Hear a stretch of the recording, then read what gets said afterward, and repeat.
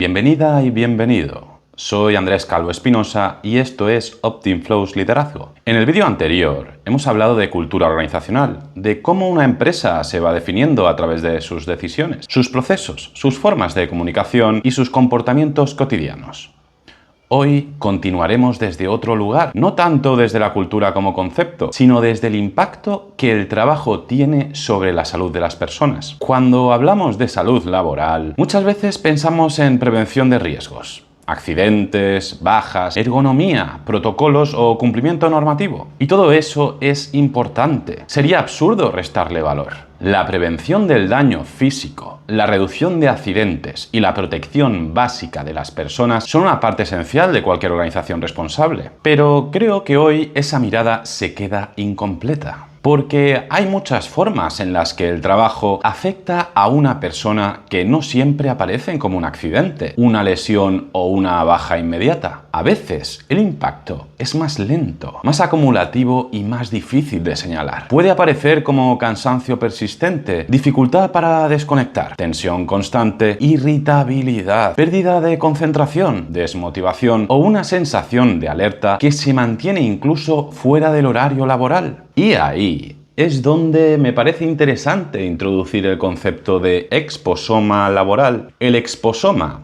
explicado de una forma sencilla, se refiere al conjunto de exposiciones que una persona acumula a lo largo de su vida. Normalmente se habla de exposiciones físicas, químicas, ambientales o sociales, pero también podemos pensar en exposiciones psicológicas y organizativas. Si llevamos esa idea al trabajo, la pregunta cambia. Ya no miramos solo qué tareas hace una persona, sino a qué condiciones está expuesta de manera repetida mientras las hace. Una organización no es solamente un lugar donde alguien entra, realiza unas funciones y se va. Es un entorno que se repite muchas horas al día, muchos días a la semana y en algunos casos durante años. Ese entorno tiene ritmos, exigencias, normas, formas de relación, niveles de autonomía, estilos de liderazgo, cargas emocionales, interrupciones, reconocimiento, incertidumbre y posibilidades reales de descanso. Todo eso forma parte de la experiencia laboral y cuando algo se repite durante suficiente tiempo, acaba teniendo algún tipo de efecto.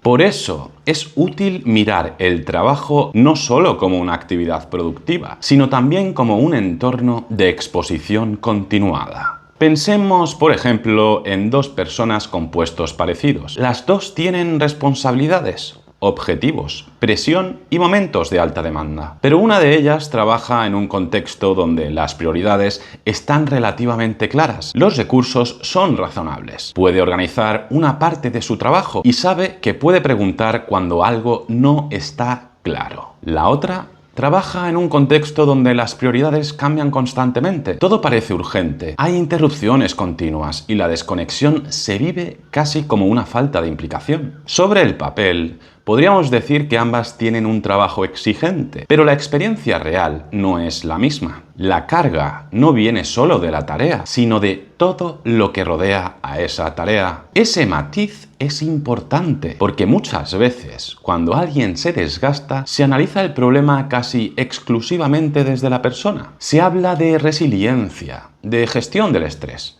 de actitud, de organización personal o de capacidad de adaptación. Y todo eso puede tener su parte de verdad. Cada persona tiene recursos distintos, una historia distinta y una forma distinta de vivir la presión. Pero si dejamos el análisis solo ahí, podemos cometer un error bastante grande: olvidar que las condiciones también pesan. No es lo mismo pedirle a alguien que se organice mejor en un entorno ordenado que pedirle que se organice mejor dentro de un sistema donde las urgencias se contradicen unas con otras. No es lo mismo hablar de autocuidado cuando existen márgenes reales para descansar que hacerlo en una estructura donde se espera disponibilidad permanente. No es lo mismo pedir compromiso cuando el trabajo tiene sentido que pedirlo cuando la persona siente que solo está apagando fuegos sin entender hacia dónde va nada. Por eso, el concepto de exposoma laboral ayuda a desplazar un poco la mirada, no para quitar responsabilidad individual, sino para incorporar la responsabilidad del entorno.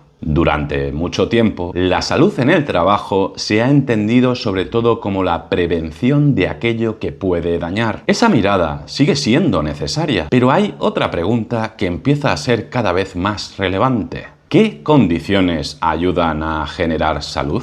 Y aquí aparece otro concepto muy interesante, la salutogénesis. La salutogénesis no se centra únicamente en la enfermedad o en el daño, sino en los factores que ayudan a las personas a sostenerse, adaptarse y mantener salud incluso en contextos exigentes. No significa crear entornos blandos, sin presión o sin responsabilidad. Significa preguntarse: ¿qué hace que una persona pueda atravesar la exigencia sin quedar atrapada en una sensación constante de amenaza, confusión o agotamiento? En el trabajo, esto se puede traducir en cosas bastante concretas. Por ejemplo, que una persona entienda qué se espera de ella, que sepa cuáles son las prioridades, que tenga recursos proporcionados a lo que se le pide, que cuente con cierto margen de autonomía, que pueda pedir ayuda sin sentir que eso la debilita, que los cambios importantes no lleguen siempre de forma confusa o improvisada, que exista una mínima coherencia entre el nivel de exigencia y las condiciones reales para responder a esa exigencia. Esto no elimina todos los problemas. Ninguna organización puede garantizar que todo sea cómodo, estable o previsible. De hecho, muchos trabajos tienen momentos de presión legítima. Hay proyectos complejos, plazos difíciles, cambios de contexto y decisiones incómodas. La cuestión no es eliminar toda dificultad, sino evitar que la dificultad se convierta en una exposición permanente al desorden, a la incertidumbre o a la falta de control. Una semana intensa puede ser asumible si después hay recuperación. Un reto difícil puede ser estimulante si hay claridad y apoyo. Una etapa exigente puede incluso fortalecer a un equipo si existe sentido, coordinación y recursos. El problema aparece cuando la intensidad deja de ser una fase y pasa a ser la forma normal de funcionar. Ahí, el cuerpo y la mente empiezan a adaptarse como pueden. A veces una persona sigue rindiendo durante mucho tiempo, pero a costa de dormir peor, desconectar menos, irritarse más o perder capacidad de atención. Otras veces empieza a reducir su implicación como mecanismo de protección. No siempre se nota de golpe. Muchas veces se nota en pequeños cambios. Menos iniciativa, menos creatividad, menos confianza, menos energía para participar. Y esto también tiene consecuencias para la organización, porque antes de que una persona se vaya, se queme o cause baja, puede haber mucho tiempo de deterioro invisible. Tiempo en el que sigue presente, sigue trabajando, sigue cumpliendo, pero ya no está en las mismas condiciones internas. Por eso, hablar de salud laboral solo cuando aparece la baja es llegar tarde. Hay que mirar también las condiciones previas, las rutinas que desgastan, las cargas mal dimensionadas, las reuniones que fragmentan el día, la urgencia permanente, la falta de prioridades claras, la sensación de vigilancia, la presión emocional, la dificultad para cerrar la jornada, la ausencia de reconocimiento, la obligación tácita de estar siempre disponible. Ninguna de estas cosas, por separado, explica todo, pero juntas pueden crear un entorno que va consumiendo recursos personales. También ocurre al revés. Hay condiciones que protegen. La claridad protege, el descanso real protege, la autonomía protege, la confianza protege, el reconocimiento sincero protege. Tener recursos suficientes protege. Saber que se puede hablar de una dificultad antes de que se convierta en crisis también protege. Esto no debería entenderse como bienestar decorativo. Hoy muchas organizaciones hablan de bienestar y eso puede ser positivo. Hay iniciativas que ayudan, formación, acompañamiento psicológico, programas de salud, actividades de equipo, espacios de escucha o herramientas para gestionar mejor el estrés. El problema aparece cuando esas iniciativas se colocan encima de un mal diseño del trabajo, sin tocar lo que realmente está generando desgaste. Una charla sobre estrés puede ser útil, pero no compensa una carga imposible. Una sesión de mindfulness puede ayudar a algunas personas, pero no soluciona una cultura de urgencia crónica. Una campaña de salud mental puede abrir conversaciones necesarias, pero pierde fuerza si después nadie revisa cómo se distribuye el trabajo, cómo se prioriza o cómo se permite descansar. Por eso, cuando hablamos de salud en las organizaciones, creo que conviene separar dos niveles. Por un lado está el nivel individual, que tiene que ver con los hábitos, límites, autocuidado y recursos personales. Por otro lado está el nivel estructural, que tiene que ver con cómo está diseñado el trabajo. Los dos importan, pero no podemos usar el primero para evitar hablar del segundo. Una persona puede aprender a organizarse mejor, pero si recibe demandas contradictorias todo el tiempo, su margen será limitado. Puede aprender a gestionar mejor la presión, pero si la presión viene de un sistema permanentemente desbordado, el problema no está solo en su capacidad emocional. Puede intentar desconectar, pero si las normas informales castigan la desconexión, el mensaje real será otro. Aquí es donde el exposoma laboral se vuelve una idea práctica. Nos obliga a observar qué se está acumulando. ¿Qué se acumula en una persona que trabaja durante meses sin prioridades claras? ¿Qué se acumula en alguien que siente que siempre debe estar disponible? ¿Qué se acumula en equipos que viven entre interrupciones, cambios de criterio y falta de recuperación? ¿Qué se acumula cuando el reconocimiento nunca llega o cuando el error se vive con miedo? Y también podríamos preguntarlo en positivo.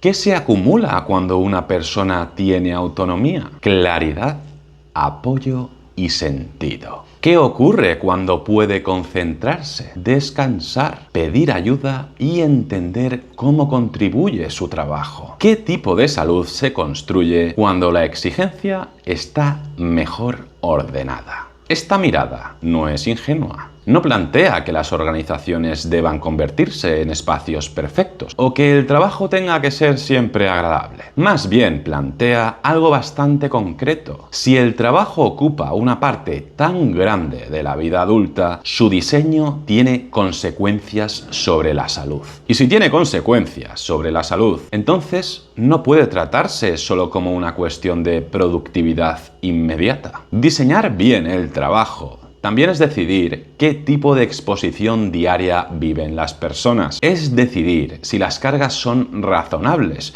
si los roles están claros, si hay margen para recuperar energía, si los liderazgos ayudan a ordenar o aumentan el ruido, si los canales de comunicación resuelven o saturan, si las personas pueden hacer bien su trabajo sin sentir que tienen que sacrificar siempre algo básico para lograrlo. Esta es una conversación que me parece necesaria, porque muchas veces normalizamos ciertos niveles de desgaste como si fueran inevitables, como si trabajar implicara, casi por definición, vivir cansado, responder tarde, acumular tensión y aceptar que la salud se gestiona fuera del horario laboral, cuando ya se ha pagado el coste durante el día. Pero quizá una organización madura debería hacerse preguntas antes de llegar a ese punto. No solo cuántas bajas tiene, también cuánta fatiga está acumulando. No solo cuántos objetivos cumple, también qué coste humano tiene cumplirlos. No solo si las personas siguen en su puesto, también en qué estado permanecen.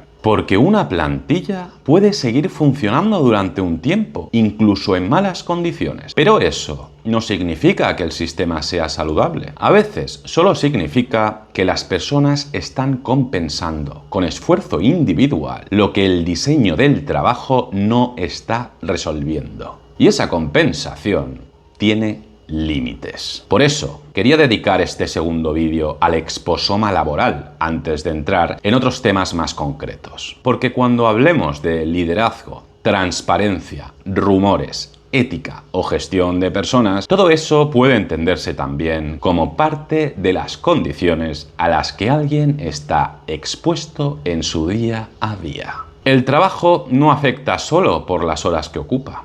afecta por la forma en que esas horas se viven, por la calidad de la atención que exige, por el margen de control que permite, por el tipo de relaciones que genera, por la posibilidad de recuperación que deja después. Hablar de salud laboral desde esta perspectiva no significa negar la exigencia. Significa preguntarse cómo se está organizando esa exigencia. Y tal vez ahí esté uno de los cambios más importantes. Pasar de una visión donde la organización solo evita daños evidentes a una visión donde también diseña condiciones que no desgasten innecesariamente a las personas. No porque sea una cuestión estética o de reputación, sino porque la salud, el compromiso, la atención y la capacidad de aprender no son recursos infinitos. Se cuidan o se consumen. Y el modo en que trabajamos cada día influye mucho más